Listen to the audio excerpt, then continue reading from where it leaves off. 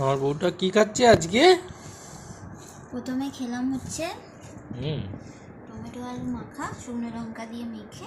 আচ্ছা, এখন সিজনের প্রথম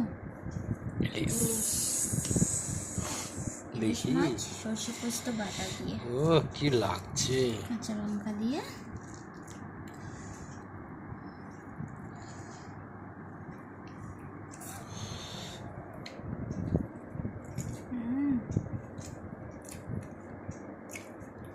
ভালো না?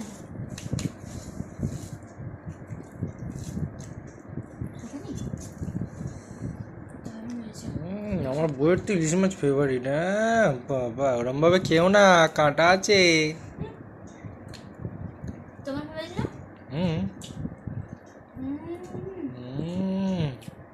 সেই টেস্ট, হ্যাঁ সেই টেস্ট, তাই তো?